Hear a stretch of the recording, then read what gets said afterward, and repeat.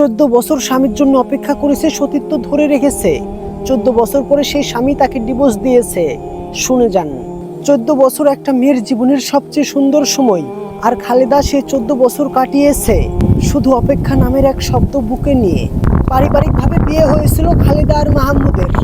বিয়ের প্রথম বছরেই মাহমুদ চলে যায় প্রবাসে।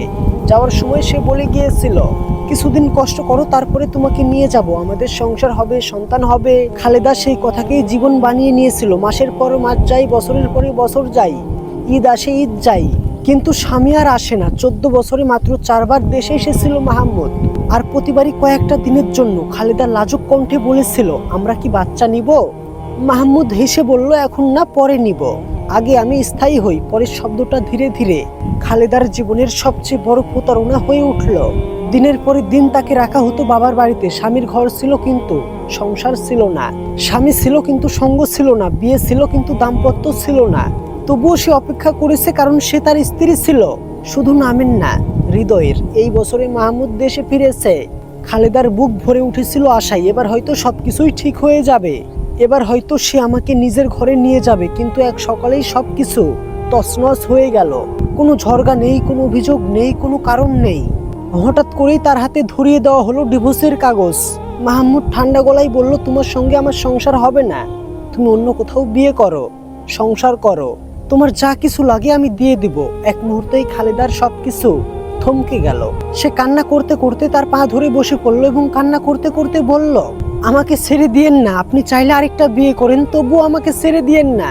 আপনাকে ছাড়া আমি বাঁচবো না। কিন্তু যার হৃদয় 14 বছরে নরম হয়নি, সেই হৃদয় কান্নাতেও গলেনি। খালেদা কাঁদতে কাঁদতে বলেছিল, আমার যদি কোনো ভুল থাকে তাহলে আমাকে বলেন, আমাকে শাস্তি দেন, তবুও আমাকে ডিভোর্স দিয়েন না। কোনো দয়া নেই, মায়া নেই। তারপরে একদিন সমস্ত যোগাযোগ বন্ধ, ফোন বন্ধ, মেসেজের উত্তর নেই, খোঁজ নেই, খবর নেই। সেই দিন খালেদার বুকের ভিতরটা নিঃশব্দে ভেঙে গিয়েছিল।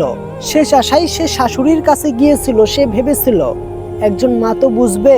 কিন্তু শাশুড়ির উত্তর ছিল আরো নির্মম, ও যদি সংসার করতে না চাই তাহলে আমরা কি করব বলো? তবুও খালেদা হাল ছাড়েনি। শেষবারের মতো স্বামীর সামনে সে দাঁড়িয়েছিল।